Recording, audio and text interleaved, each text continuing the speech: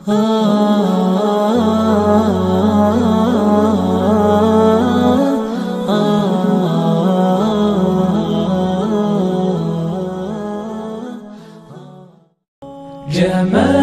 الوجود بذكر الإله وتصفو الحياة بنور هداه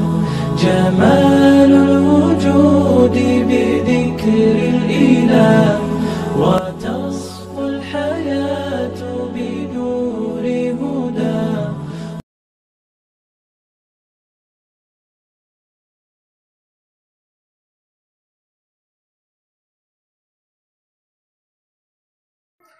مولانا اس وقت ہندوستان کی حالات بھی کچھ زیادہ ٹھیک نہیں ہے، خاص طور پہ جو مسلمانوں کی صورتحال ہے وہ اچھی نہیں ہے، ایک خوف کا ماحول پایا جا رہا ہے، اور عام طور پہ یہ بات کہی جاتی ہے کہ مسلمان سخت مرحلے سے گزر رہا ہے. لیکن اگر تاریخ کو دیکھیں تو اس طرح کے بہت سے واقعات تاریخ میں آئے ہیں، خاص طور پہ جمشید پور کے فسادات ہیں، راوڑ قلعہ کے فسادات ہیں، 1992 ہے، اس طرح کی بہت سی چیزیں آئی ہیں اور آپ نے وہ پورا دور دیکھا ہے. تو ہم آپ سے یہ سمجھنا چاہیں گے کہ اس وقت کے علماء نے، ملی قائدین نے ان حالات سے مسلمانوں کو کیسے نکالا؟ ہمیں یاد ہے اچھی طرح سے کہ علماء میں جلسہ ہوا تھا اسی موضوع پر کہ بڑے پیمانے پر کہ اس میں بہار میں فسادات ہوئے تھے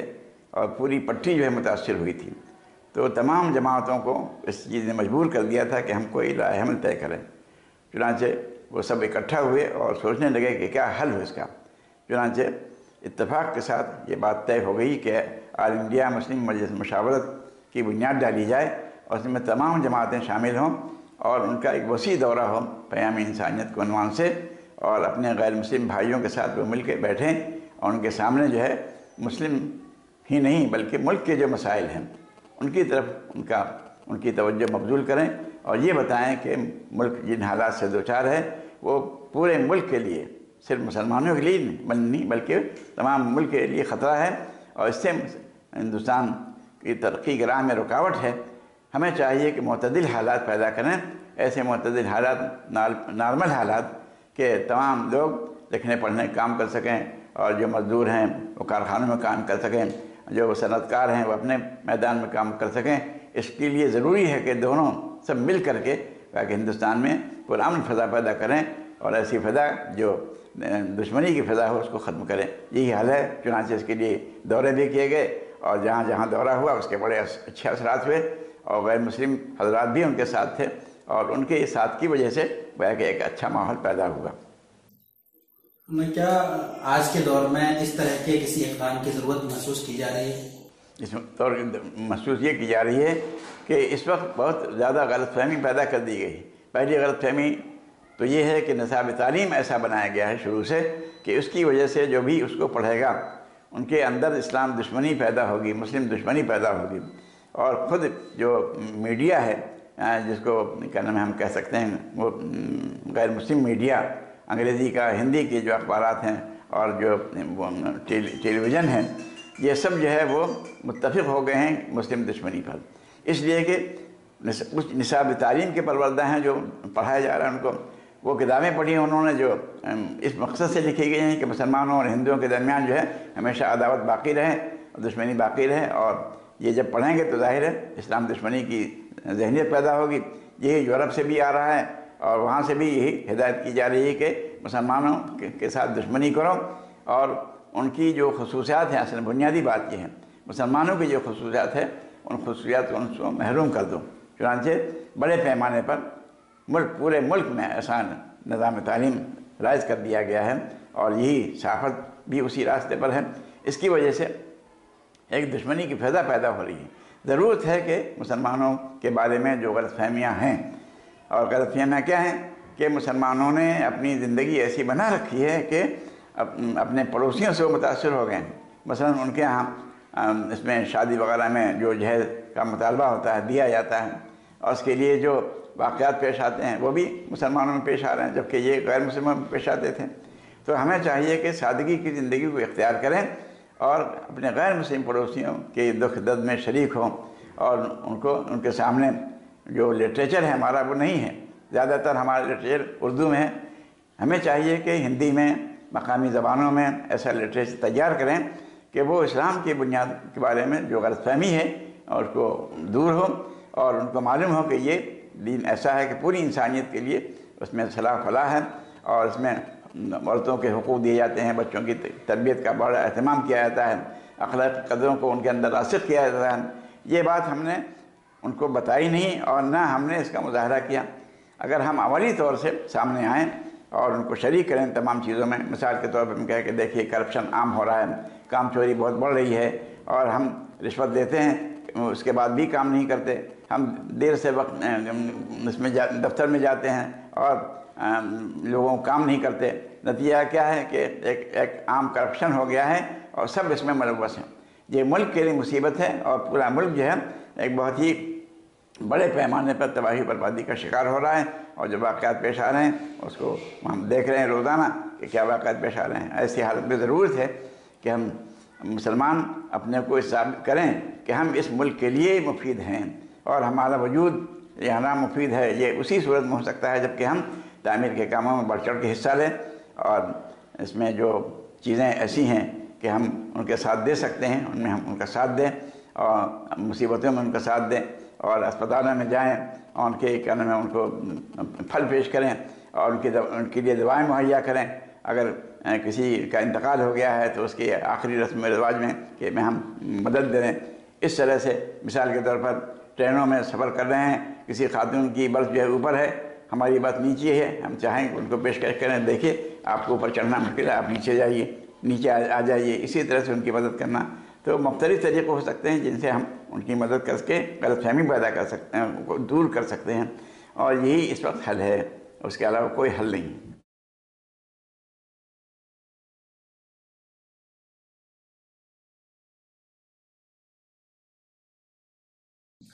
ناظرین، آپ دیکھ رہے ہیں صفا آن لائن کا خاص پروگرام روبرو، اور آج ہمارے ساتھ گفتگو کے لیے موجود ہیں مشہور مصنف، تجزیہ نگار اور بہت ہی بلند قامت عالم دین مولانا الحفیظ ندوی ازہری صاحب۔ ہمارا اگلا سوال یہ ہے کہ مولانا، ماضی قریب میں بہت بڑی علمی، ادبی، فکری شخصیت گزری ہے، اور وہ ہے ہم سبوں کے مخدوم و محترم حضرت مولانا سید ابو الحسن علی حسنی ندوی دامت برکاتہ۔ اللہ تعالیٰ نے آپ کو وہ موقع دیا کہ آپ ان کے ساتھ ایک طویل عرصے تک رہے، اور نہ صرف آپ ان کے ساتھ رہے بلکہ آپ کو ان کا معتمد خاص بھی کہا جاتا ہے۔ آپ نے ان کی تمام تحریریں پڑھی ہیں، بلکہ حضرت مولانا کو وہ تحریریں لکھتے ہوئے آپ نے دیکھا ہے۔ اس تناظر میں ہم یہ جاننا چاہیں گے کہ حضرت مولانا رحمۃ اللہ علیہ نے مسلمانوں کے لیے ان مسائل سے نکلنے کے لیے کیا لائحہ عمل پیش کیا؟ مولانا کیا تجویز کرتے تھے ان مسائل کے بارے میں کہ مسلمان کریں؟ مولانا عام طور پر انہوں نے اپنی زندگی کا بڑا حصہ اس مقصد کے لیے خاص کر دیا کہ ہم اس ملک میں کیسے رہیں۔ تقسیم کے بعد جو صورتحال پیش آئی اس کو دیکھ کر کے انہوں نے اندازہ لگایا کہ اکثریت کے طبقے میں مسلمانوں کے بارے میں بڑی غلط فہمی ہے، اور وہ اسی وجہ سے مسلم دشمنی کا مظاہرہ کر رہے ہیں۔ مثلا کہتے ہیں کہ جس کو رہنا ہوگا یہاں رہے، اس حالت میں رہے کہ وہ ہندی اور ہندوستانی بن کر رہے، اور وہ پوجا کرنی ہوگی اور اس کو یہ کرنا ہوگا۔ تو اس وجہ سے مسلمانوں کو بہت وہ غصہ آیا، لیکن حضرت مولانا نے طے کیا کہ نہیں، ہم ان کے درمیان جا کر کے ان کی غلط فہمی کو دور کریں۔ اس کے لیے انہوں نے مشترکہ طور پر اجتماعات سے خطاب کیا اور کہا کہ اس ملک کی صورتحال یہ ہے، اس صورتحال سے ہم کیسے بچ سکتے ہیں۔ تو پیام انسانیت کا خیال ان کے ذہن میں آیا، اور اس کے لیے انہوں نے بڑا اجتماع کیا، اور بنارس اور جونپور، سیوان اور لکھنؤ میں ایسے جلسے ہوئے جس میں مشترکہ طور پر تمام ہندو اور مسلمان شریک ہوئے۔ مولانا کی تقریر کو سن کر کے RSS کے لوگ ملنے آئے اور کہا کہ آپ کی تقریر سے معلوم ہوا کہ آپ کو ہم سے زیادہ ہندوستان سے محبت ہے۔ تو یہ جملہ بتاتا ہے کہ اکثریت کے دل و دماغ میں غلط فہمی ہے مسلمانوں کے بارے میں، اس لیے اس کو دور ہونا چاہیے۔ دوسری بات حضرت مولانا نے کہی کہ مسلمان جو ہے اس ملک میں جو رہتے ہیں ایک ان کی مخصوص شناخت ہے، اور ان کی ایک پہچان ہے۔ پہچان کیا ہے کہ وہ کسی برائی کو دیکھیں کہ وہ برائی ہو رہی ہے تو اس کو کہیں گے یہ برائی ہے، ظلم ہو رہا ہے تو ظلم کیوں ہو رہا ہے۔ مسلمان اس کا مسلمان نگراں ہے انسانیت کہ فلاح بہبود کا ضامن ہے وہ، اس کو ٹوکنا چاہیے، وہی مسلمان ہی ایسا کر سکتا ہے۔ اس لیے مسلمان سب سے پہلے ان کا بنیادی یہ ہے کہ پہلے اچھا مسلمان بنے، وہ نمونے کا آئیڈیل مسلمان بنے، پہلے اپنے کو درست کرے، اس کے بعد وہ مسلمان بھائی جو اس کے ساتھ رہتے ہیں زندگی میں اور ان کے حقوق کو ادا کرنا، پڑوسی کی حیثیت سے ہو یا رشتہ دار کی حیثیت سے ہو، ان کے حقوق کو ادا کریں اور ان کو بھی متوجہ کریں، بھائی تم کو اچھا مسلمان بننا ہے، اپنے بچوں کی اچھی تربیت کرو۔ اب گھروں میں جو ناچاقی ہوتی ہے کہ میراث کی تقسیم نہیں ہو رہی ہے، میراث کو تقسیم کرو، بہنوں کو ان کا حق دو اور پڑوسیوں کو جو ہونا چاہیے اس کے مطابق ان کے ساتھ سلوک کرو۔ تو دوسرے نمبر پر اپنے پڑوسی اور مسلمان کی فکر اور اس کے دکھ درد میں شرکت۔ تیسری طرف مولانا یہ چاہتے تھے کہ ہم جہاں رہتے ہیں وہ ہندوؤں کی اکثریت کا ملک ہے، ہم ان کو نظر انداز نہیں کر سکتے، اس لیے ضروری ہے کہ ہم ان کے ساتھ بھی معاملہ اچھا کریں اور ایک آئیڈیل مسلمان، نمونے کے مسلمان بن کر کے ہم ان کو بتائیں۔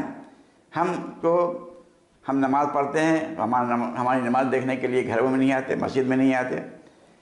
ہمارا معاملہ ہوتا ہے ان سے تجارت میں، بازاروں میں، دفاتر میں، تو ہم وہاں یہ ثابت کریں کہ مسلمان جو ہے وہ سب کچھ کر سکتا ہے لیکن جھوٹ نہیں بول سکتا، وعدہ خلافی نہیں کر سکتا، وہ دھوکہ نہیں دے سکتا، وہ جو مال کہتا ہے وہ مال اسی طرح کو پیش کرتا ہے، اگر اس میں خرابی ہوتی ہے تو بتا دیتا ہے، یہ نہیں کہ وعدہ خلافی کرے۔ تو مسلمان ایسا نہیں کر سکتا اور وہ جھوٹ بول کر کے لاکھوں نہیں کما سکتا، وہ ایک پیسہ بھی حرام طریقے سے حاصل کرنا وہ ناجائز سمجھتا ہے۔ اس لیے اگر مسلمان اس کو ثابت کر دیں کہ دیکھیے یہ ہم کو اسلام نے سکھایا ہے کہ اپنا نقصان برداشت کرو لیکن کسی کو تکلیف نہ پہنچاؤ، کسی کو دھوکہ نہ دو، تو جب غیر مسلموں کو یہ اندازہ ہو جائے گا کہ بھئی مسلمان جو ہے وہ لاکھوں پیسہ اس کو مل رہا ہے لیکن وہ رشوت نہیں لے رہا ہے، وہ جھوٹ نہیں بول رہا ہے اس لیے کہ وہ مسلمان ہے، تو مسلمان کا اس طرح کا طرز عمل اپنے پڑوسیوں کے ساتھ، غیر مسلموں کے ساتھ، یہ جو ہے خود ان کو آمادہ کر دے گا کہ مسلمان کیسا ہوتا ہے۔ ہم ہمیشہ حضرت مولانا ایک مثال بیان کرتے تھے کہ سید احمد شہید کے حضرات جو ہے وہ ایک جگہ گئے وہاں ایک بڑے اس میں ملک میں، اور وہاں تو لوگوں نے دیکھا کہ صاحب یہ عجیب غریب لوگ ہیں، یہاں عورتیں بہت ہی حسین خوبصورت ہیں اور صحت مند ہیں لیکن ان کے ساتھ ایسے لوگ ہیں کہ جو نظر اٹھا کے دیکھتے نہیں ہیں،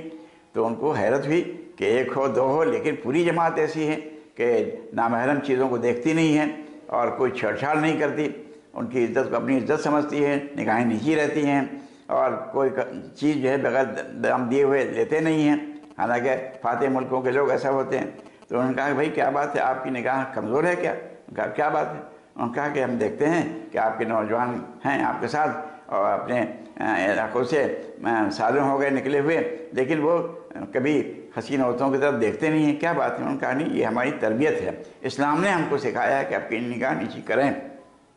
اور پڑوسی کے ساتھ اچھا سلوک کریں، چاہے وہ پڑوسی غیر مسلم ہو، یہودی ہو، عیسائی ہو، کوئی بھی ہو، ہم ان کے ساتھ اچھا سلوک کریں۔ تو مسلمان حضرت مولانا اس پر زور دیتے تھے اور قرآن کی آیت پیش کرتے تھے کہ یا ایھا الذین آمنوا ان تتقوا اللہ یجعل لکم فرقانا، کہ اے ایمان والو تم اگر اللہ کا شرم و لحاظ رکھو گے تو اللہ تمہارے لیے ایک شان امتیازی پیدا کرے گا۔ حضرت مولانا کہتے تھے کہ ہر جگہ مسلمانوں کی شناخت کو مٹانے کی کوشش کی جا رہی ہے، اور مثال دیتے تھے حضرت یوسف کی زندگی سے کہ حضرت یوسف کو ان کے دشمنوں نے کنویں میں ڈالا، کنویں میں ڈالنے کا مطلب یہ کہ ان کا نام نشان، ان کی خصوصیات کو مٹانے کی کوشش کی، لیکن پھر اللہ نے ان کو استقامت دی اور صبر کیا انہوں نے مسائل پر اور آخر میں وہ کامیاب ہوئے۔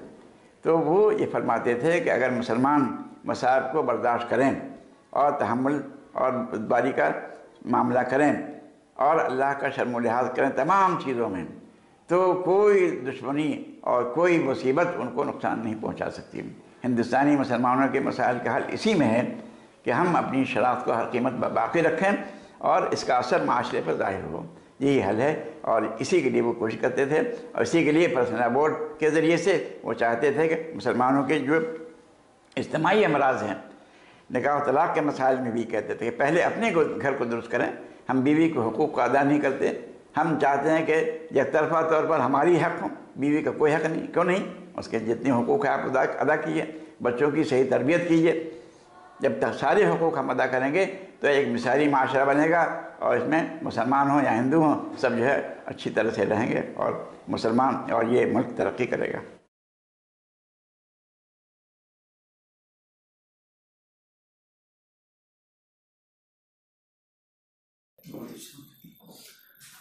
حضرت مولانا علی ندوی رحمۃ اللہ علیہ ایک بہت ہی اہم بات پہ بڑی توجہ دیتے تھے. بار بار تقریروں میں اس بات کا ذکر کیا، مسلمانوں کو متوجہ کیا، اور وہ مسئلہ ہے کہ نئی نسل کو ایمان پر کیسے باقی رکھا جائے. مولانا آج کے دور میں کیا اس پیغام کو دوبارہ دہرانے کی ضرورت ہے؟ کیونکہ مسلمانوں کی اپنی شناخت ہے، اور قرآن مجید نے صحابہ کرام سے خطاب کرتے ہوئے کہا تھا یا ایھا الذین آمنوا قوا انفسکم واہلیکم نارا، کہ اے مسلمانوں اپنے آپ کو، اپنی اولاد کو جہنم کے کا ایندھن ہونے سے بچاؤ. اس وقت جب یہ خطاب ہو رہا تھا، جبکہ تمام مسلمان جو ہے صحابہ کرام کی مثال تھے، تو اس وقت تو اور بھی کہ ہم کس ماحول میں رہتے ہیں، مشرکانہ ماحول میں رہتے ہیں، بت پرستی کے ماحول میں رہتے ہیں. ہر جگہ جہاں ہم گھر سے نکلے طرح طرح کے مناظر ایسے نظر آتے ہیں کہ ہمارے بچے اس سے متاثر ہوں. تو ان کو اس مشرکانہ ماحول سے محفوظ رکھنے کے لیے ضروری ہے کہ ہم ان کی تربیت کی طرف توجہ دیں. پہلی تربیت جو ہے گھر میں ہونی چاہیے. ماں کا گود جو ہے پہلا مدرسہ ہے. اس طرح سے ہم محلے کے ماحول کو بہتر کریں، اور اپنے تعلیمی نظام کو بہتر کریں، اور اس تعلیمی نظام میں ہم تعلیم کے ساتھ تربیت بھی دیں. مسئلہ یہ ہے کہ ہم تعلیم تو دیتے ہیں،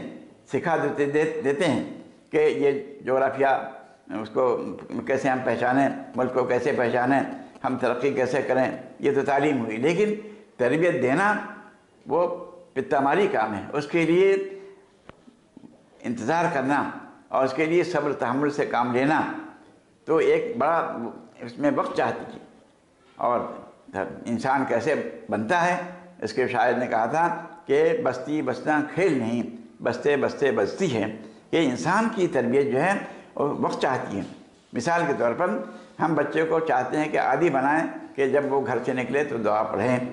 تو ایک مرتبہ کہنے سے کافی نہیں ہوگا کہ ہم دعا سکھا دیں، نہیں، بلکہ ماں کا، بہن کا کام یہ ہے کہ جب بچے نکلیں تو نگرانی کریں اور اپنے سامنے دعا پڑھانا سکھائیں، اور اطمینان نہ ہو پھر پڑھ کے سنائیں. تو اس طرح سے آہستہ آہستہ تربیت کر کے ہم اس قابل بنائیں کہ وہ مستحکم ہو جائے. اور جو عقیدہ بھی، جس عقیدے پر یہ ہمارا حق ہے کہ ہمارے بچے ہیں اور ہمارے ماؤں نے ان کے اپنے پیٹ میں رکھا ہے، تو اب ان کو یہ حق ہے کہ وہ اپنے بچے کو دینی تعلیم دلائیں، دینی اخلاق سے آراستہ کریں. تو جب تک مسلسل نگرانی نہ ہوگی، پورا ماحول نہ ہوگا، پوری فضا نہ ہوگی، اس وقت تک بچے کیسے پروان چڑھیں گے؟ صرف تعلیم دینا کافی نہیں ہے، تعلیم کے ساتھ تربیت بھی ضروری ہے.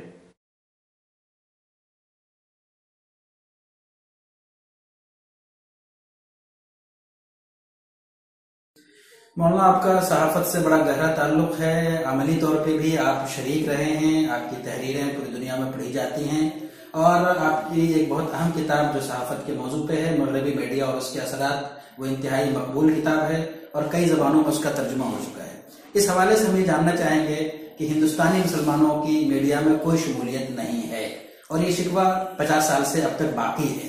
تو کیا مسلمانوں کو اپنا میڈیا بنانا چاہیے، میڈیا ہاؤس بنانے کی ضرورت ہے، اور میڈیا نہ ہونے سے کیا نقصانات ہو رہے ہیں، اس بارے میں آپ کیا کہتے ہیں؟ یہ تو بات شروع ہی سے آ رہی ہے، تقسیم بادی سے، کہ ہمارے ہاتھ میں میڈیا نہیں ہے. جو اردو اخبارات یہاں نکلتے تھے ملک کے تقسیم ہونے کے بعد وہ سب پاکستان چلے گئے. ہمارے پاس جو تھے وہ کچھ اردو اخبارات تھے جو مقامی طور پر پڑھے جاتے تھے،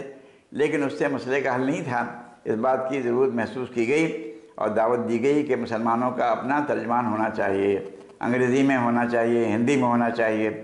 اس کے لیے کوشش کی گئی ہر طرف سے، اور بڑی مشکلوں سے پھر جو ہے وہ کوشش کی گئی. اور ایک ہفتہ روزہ پہلے ماہنامہ، اس کے بعد پھر ہفتہ روزہ ایک یہ کیا نام ہے ہندوستانی اخبار یعنی مسلمانوں کی ترجمانی کے طور پر نکالا گیا. لیکن مسلمانوں نے اس کی طرف توجہ نہیں دی. بڑے بڑے سرمایہ داروں کی ضرورت تھی کہ وہ اس میں سرمایہ لگاتے، لیکن سرمایہ نہیں لگایا. باوجود ہے کہ سرمایہ کوئی کمی نہیں تھی، لیکن ملی ضرورت کا احساس نہیں تھا انہیں کہ ملت کا مطالبہ کیا ہے. اس میں قربانی چاہیے، اور جب تک ہماری ترجمانی نہیں ہوگی، ہم نہیں کریں گے تو کون کرے گا؟ ہم کتنا اشتہار دیں گے اور مسلمانوں کے بارے میں باتیں بتائیں گے؟ اس کے لیے ضروری ہے کہ ہمارا ایسا ترجمان ہو کہ جو ہر حلقے میں پہنچے۔ یہ اخبار نکالنے کی کوشش کی گئی، لیکن افسوس ہے کہ مسلمانوں کی بے توجہی کی وجہ سے، کہ وقت پر جو ہے وہ چندہ نہیں دیتے تھے، وقت پر جو ہے وہ اس کے خریدتے نہیں تھے، اس کی وجہ سے ناکامی سے دوچار ہوا۔ بعض مسلمان حضرات نے ہندی میں اخبار نکالا کانپور میں، انہوں نے بہت خطارہ برداشت کیا، لیکن آخر وہ بھی مجبور ہو گئے کہ ان کو کوئی ساتھ دینے والا نہیں تھا۔ ضرورت ہے کہ ہمارا اپنا مستقل میڈیا ہو، مستقل اخبار ہو، ٹیلی ویژن ہمارے پاس ہو، اور ایسا تمام ذرائع ابلاغ پر کچھ نہ کچھ ہمارا حصہ ہو۔ اس کے لیے تمام مسلمانوں کو مل جل کے پھر بیٹھنا چاہیے اور کوشش کرنی چاہیے کہ ہمارے اس میں حصہ ہونا چاہیے۔ اور ترکی کے سفر کے موقع پر ہم نے دیکھا ہے کہ وہاں ترک مسلمانوں نے کیسا اس کام کو انجام دیا۔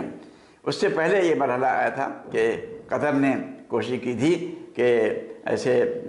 پروگرام تیار کریں ہندی میں، انگریزی میں، فرانسیسی زبان میں، کہ جس میں مسلمانوں کی ترجمانی ہو اور اس کو تمام ملکوں میں بھیجا جائے، لیکن یہ طول عمل تھا۔ اس کا کامیاب تجربہ ترکی میں کیا گیا کہ وہاں کے سرمایہ دار جمع ہوئے، اور پہلے انہوں نے یہ کیا کہ اس وقت اس یہودیوں کی کار فرمائی تھی، 6 چینل تھے بڑے بڑے، 6 بڑی کمپنیاں تھیں ٹیلی ویژن کی، وہ سب یہودی تھی، اور بڑے بڑے اخبارات پر ان کا قبضہ تھا، وہی پورے ملک کے وہ تھے۔ تو پورا سروے کرایا انہوں نے، اور یہ امکان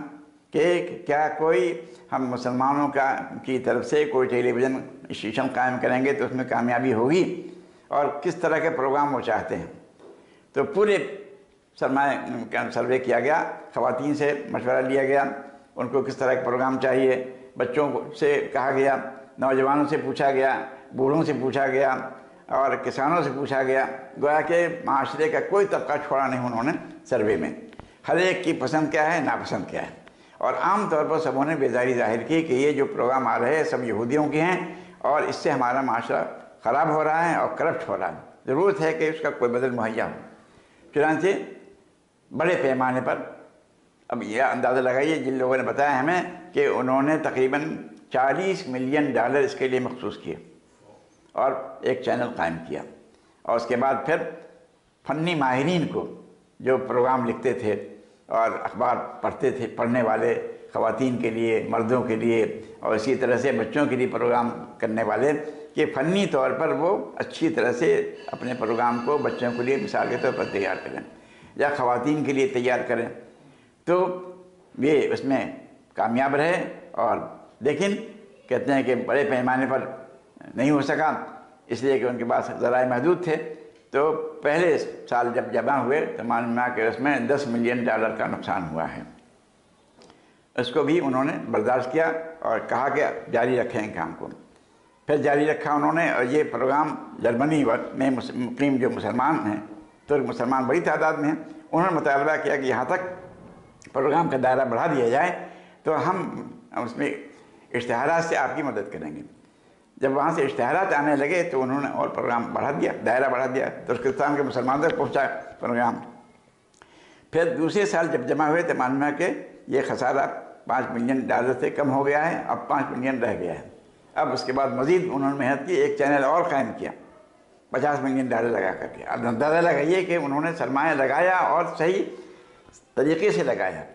اور ہر اعتبار سے اس کا کامیاب بنانے کی کوشش کی۔ اور جب ہم لوگ گئے تھے 94 میں حضرت مولانا رحمۃ اللہ علیہ کے ساتھ، تو انہوں نے کہا کہ ہم اس میں کامیاب ہو گئے، اور تیسرے سال ہم کو $10 ملین کا فائدہ ہوا۔ اس کی وجہ سے ہم نے تیسرا چینل بھی قائم کیا، اور ہمارا ارادہ ہے کہ 5 چینل کم از کم قائم کریں تاکہ دوسرے ملکوں کو بھی ہم پروگرام سپلائی کر سکیں۔ اس کی وجہ سے ہمارا فائدہ ہو رہا ہے کہ ہمارے معاشرے میں جو خرابیاں تھیں، اور اس کا نتیجہ کیا ہوا کہ یہودی چینل سب بند ہو گئے، ان کو کوئی دیکھنے والا نہیں تھا۔ تو یہ انہوں نے کہا، اور اسی طرح انہوں نے کہا کہ ہم چاہتے ہیں کہ مسلمان اسلحے کے میدان میں بھی آگے بڑھیں۔ چنانچہ ہم نے اس مقصد کے لیے سرمایہ کاری کی ہے، اور ہم پہلا ٹینک جو ہے ترکی میں بنانا چاہتے ہیں تاکہ عالم اسلام کی ضرورت پوری ہو۔ اب اندازہ لگائیے کہ انہوں نے ارادہ کیا، سرمایہ لگایا تو کامیاب ہوئے۔ ہم ارادہ کریں گے، سرمایہ لگائیں گے تو یہاں بھی کام ہو سکتے ہیں۔ بڑے بڑے سرمایہ دار ہیں مسلمان مسلم ملک میں۔ اس بات کی شدید ضرورت ہے کہ ہم اس ملک میں سرمایہ لگائیں، لیکن اس کے لیے بڑی محنت کرنی پڑے گی، فنی ماہرین کو مہیا کرنا پڑے گا، اور فنی ماہرین موجود ہیں جو دوسری جگہوں پر کام کر رہے ہیں، فلموں میں کام کر رہے ہیں، اور دوسرے جو انگریزی اخبارات ہیں، ہندی اخبارات میں اس میں کام کر رہے ہیں۔ اگر ان کو موقع ملے گا تو وہ مسلمانوں کے ساتھ کام کریں گے۔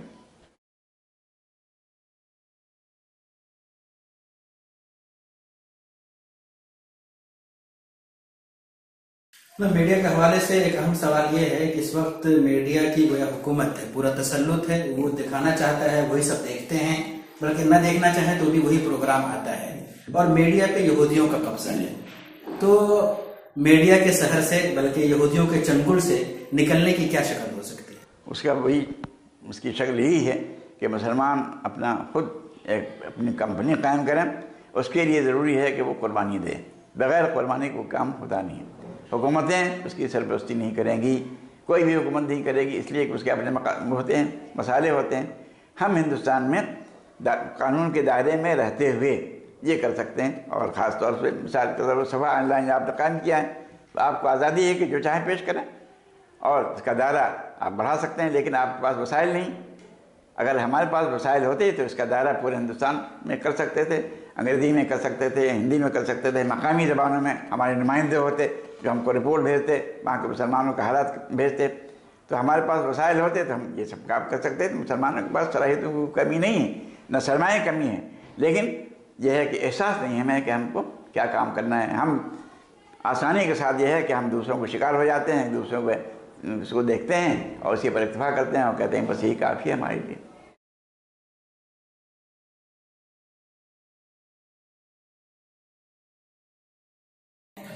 مولانا، آج کا آخری سوال یہ ہے کہ ایک عالم دین ہونے کی حیثیت سے، عالم اسلام پر گہری نظر رکھنے کی حیثیت سے، حضرت مولانا کے ساتھ رفاقت، یہ تمام چیزیں آپ کو میسر رہی اللہ کے فضل و کرم سے۔ ان تمام حوالوں سے ہم پوچھنا چاہیں گے کہ دنیا میں مسلمانوں کا مستقبل، اور خاص طور پہ ہندوستان میں مسلمانوں کا مستقبل آپ کس طرح دیکھتے ہیں؟